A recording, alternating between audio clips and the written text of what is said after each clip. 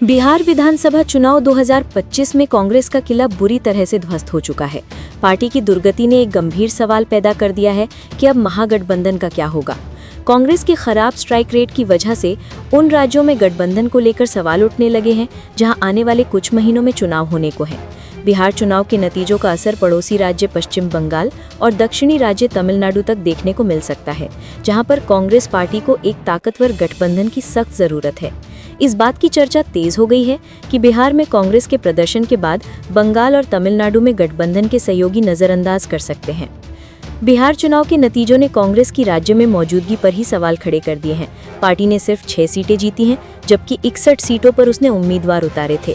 इस तरह से देखा जाए तो पार्टी ने हर 10 में से सिर्फ 1 सीट जीत पाई। इस बार वोट शेयर 8.17% पर अटक गया। पिछले चुनाव में ये वोट प्रतिशत 9.6% था।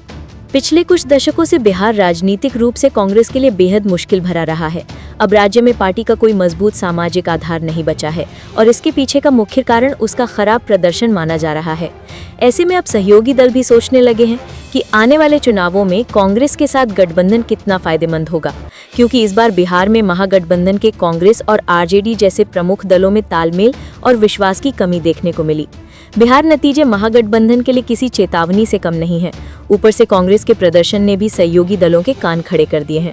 पश्चिम बंगाल और तमिलनाडु जैसे राज्यों में कांग्रेस की स्थिति किसी से छिपी नहीं है। इन राज्यों में भी पार्टी निचले पायदान पर खड़ी है। बंगाल की अगर बात करें तो तृणमूल कांग्रेस और कांग्रेस के बीच तनातनी पहले भी देखने को मिल चुकी है। कई मौकों और मुद्दों पर ममता बनर्जी ने कांग्रेस का खुलकर विरोध किया है। वैसे भी बंगाल में टीएमसी की मजबूत पकड़ है और मौजूदा हालात से सीख न लेते हुए कांग्रेस ने बंगाल में भी लापरवाही दिखाई तो गठबंधन दल उसे नजरअंदाज कर सकते हैं। 2021 में हुए विधानसभा चुनाव के दौरान भी यही सवाल उठा था कि क्या टीएमसी और कांग्रेस में गठजोड़ होगा, तो उस वक्त भी ममता बनर्जी ने इससे पल्ला झाड़ लिया था। बाद में कांग्रेस, लेफ्ट और आईएसएफ ने मिलकर चुनाव लड़ा और टीएमसी ने अकेले ही मोर्चा संभाला था। नतीजा ये हुआ कि टीएमसी ने जीत हासिल की और कांग्रेस का सूपड़ा साफ हो गया था। सिर्फ 2 सीटें ही मिल पाईं।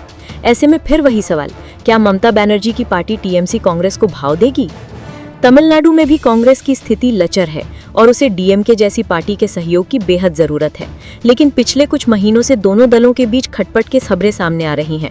कांग्रेस के कई नेता डीएमके में शामिल हो रहे और पार्टी में इसको लेकर नाराजगी है।